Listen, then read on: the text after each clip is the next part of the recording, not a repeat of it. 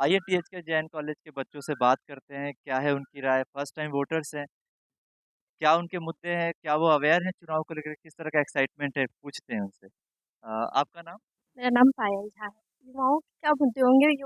युवा वही सरकार चुनेगी जो उनके लिए और देश के लिए हित का काम करे। हम सरकार को देखना चाहते हैं कि वो सबके लिए इक्वली काम करे। हर मतलब ज़ोन में जो बोलते हैं, हर ज़ोन में अच्छे से काम करे। बच्चों के लिए काम करे, जो युवा हैं, अभी नए-नए युवा आए हैं, उन लोगों के लिए काम करे। जो बूढ़े हो चुके हैं उनके लिए, सभी के लिए काम करे, सभी के लिए नेक हो, भला हो, यही चाहते हैं और उससे ज़्यादा कुछ नहीं। सभी के लिए भला हो ऐसा चाहते हैं। अच्छा, आपका नाम? शोमावो शाह। वोटिंग तो मतलब बहुत इम्पोर्टेंट चीज़ है हम लोग के लिए। तो मतलब first time we are coming out our thoughts and मतलब इसका मतलब एक वेट कैरी होगा।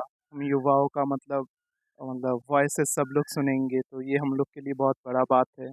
हम लोग ही मेजॉरिटी इस बार हैं वोटिंग में, कि हम लोग का वो निर्णय बहुत वेट कैरी करता है इस बार। ऐसा कहा जाता है कि फर्स्ट टाइम जब वोट करने जाते हैं तो एक बहुत अंदर से एक्साइटमेंट रहता है वोट डालने के लिए, क्योंकि आपने अपने माता-पिता को, अपने घर के बुजुर्गों को, सीनियर्स को देखा होगा वोट करते हुए।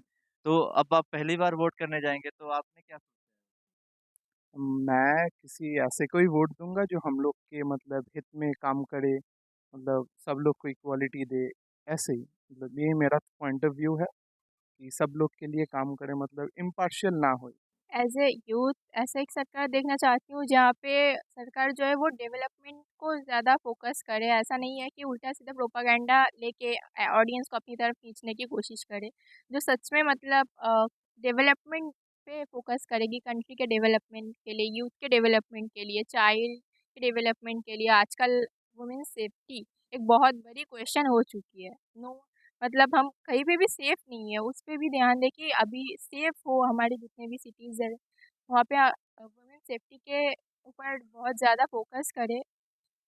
ऐसा ही एक सरकार चाहती हूँ जहाँ पे मतलब ऐसा ना हो कि मतलब पार्शियलिटीज़ ना हो, करप्शन ना हो। आई मीन एक बारी में तो ऐसा नहीं हो सकता कि करप्शन चला जाए, बट वो मतलब एटलीस्ट कम तो हो, ख़त्म ना हो, एटलीस्ट कम हो, ऐसा ही एक सरकार। वुमेन सेफ्टी और करप्शन ना हो, बहुत बड़े मुद्दे हैं युवाओं के, और बहुत ज़रूरी मुद्दे हैं। मेरा नाम देवादित्य मुस्तफ़ी। नहीं, वैसे अच्छा ही लग रहा है, फर्स्ट टाइम हम लोग को चांस मिलेगा डिसाइड करने के लिए कौन गवर्नमेंट फॉर्म करेगा। जैसे लोकसभा बेसिकली क्या होता है, लोकसभा के जो जिन लोग को हम इलेक्ट करते हैं डायरेक्टली, और विधानसभा का जो होता है वो हम लोग उन लोग को डायरेक्टली, मतलब हम लोग जिन लोग को लोकसभा में इलेक्ट करते हैं वो लोग फिर विधानसभा का लोगों को इलेक्ट करते हैं। बेसिकली अगर मैं वेस्ट बंगाल के बारे में अगर बोलूँ सर्टेनली, तो यहाँ पे एम्प्लॉयमेंट का बहुत इशू है। अभी लास्ट जब टाटा आया था, मतलब उन लोगों को तो यहाँ पे सिंगूर पे बनाने नहीं दिया फैक्ट्री, तो उसके बाद से कोई कंपनी वैसा आया नहीं है प्रोमिनेंटली।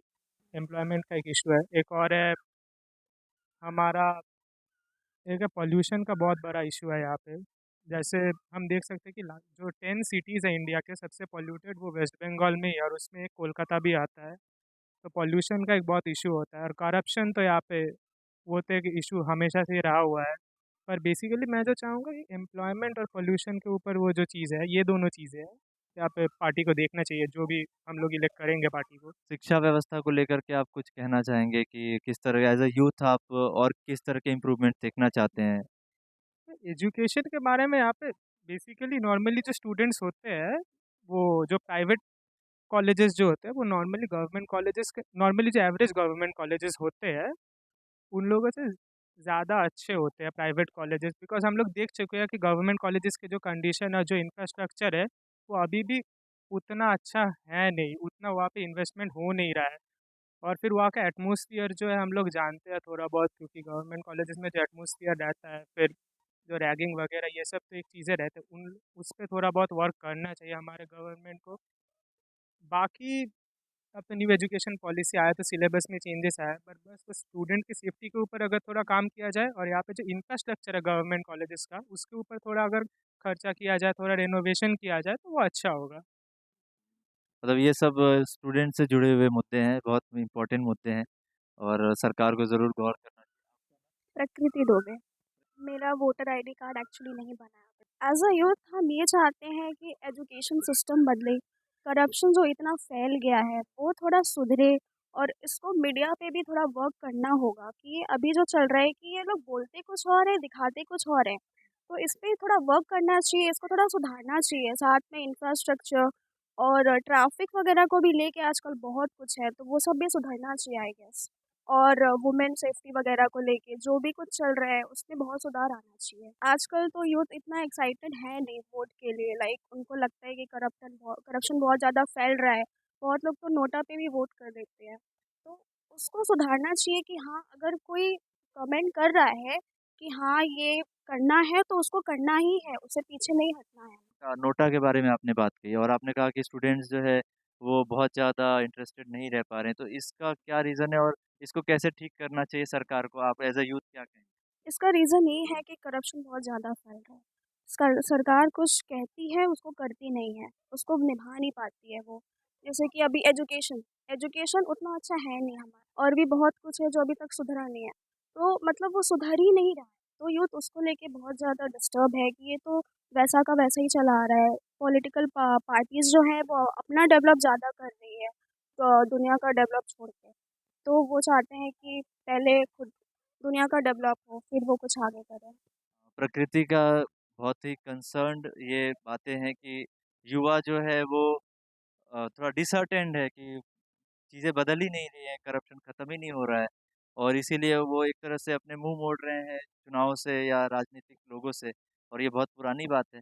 तो देखते हैं सरकार इस पे क्या करती है, इलेक्शन कमीशन और बेहतर किस तरह से चुनाव में मुद्दों को तरजीह देते हुए कंडक्ट कराती है और युवा इसमें ज़्यादा से ज़्यादा रुचि दिखाएँ, इसको लेकर के क्या समाज में राजनीतिक दल, इलेक्शन कमीशन या जो प्रबुद्ध लोग हैं, बुद्धिजीवी लोग हैं, वो इसको किस तरह से युवाओं की ज़्यादा इंटरेस्ट जगे इलेक्शंस को लेकर के, कैसे हम काम करते हैं एक समाज के रूप में?